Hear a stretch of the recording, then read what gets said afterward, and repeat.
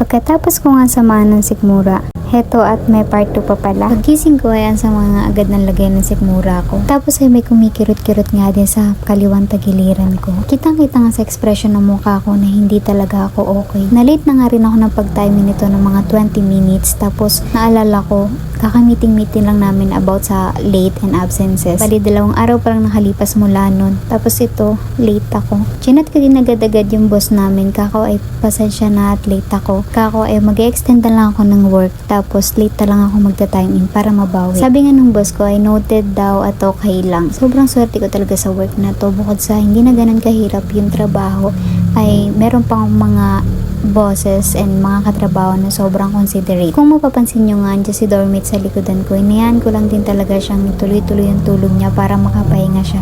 Kasi lately, puro talaga siya OT, tapos sinipon na rin siya. Grabe nga rin talaga itong taong ito. Kasi araw-araw na may pasok siya, umigising siya ng 3 in the morning, tapos uuwi yan ng mga 10 to 11 PM naman ng gabi. Imagine ilang oras na lang yung pinapahinga niya o tinutulog niya.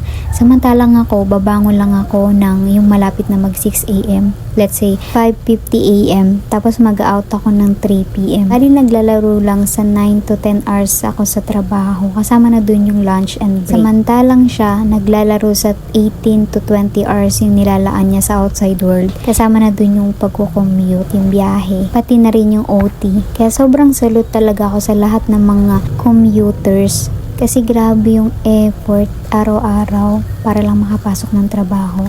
Maya-maya nga din, binila na ako ni Dormate ng almusal. Natimplahan niya na ako ng energen kasi gusto ko mainita yung sikmura ko, baka umuka yung pakiramdam ko. Tapos binila na lang din niya ako ng lumpia kasi gustong-gusto ko talaga nun. Hindi ko na nga lang din namalayan at unti-unti nawala yung sama ng pakiramdam ko.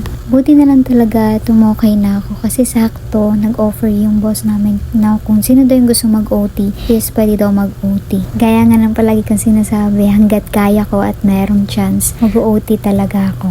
Hindi talaga papahuli ang babaeng alipin ng salapi na ito. Noong mga oras na to, OT ko na. Tapos tinanong ako ni Dormit ano daw yung gusto ko. Tapos sabi ko naman sa kanya, either turon lang or takoyaki. Kahit ano lang dun. Pero iba talaga magpa-impress tong taong to. Nag-i-exit talaga siya lagi sa mga bagay na gusto mo. Like, yun, binili niya pareho. Tapos may dalo pa siyang carbonara. Grabe naman talaga itong tao na ito. Parang gusto ko na tuloy magpaanak sa'yo. Uy, hindi. Buntis ka na. Kambal pa.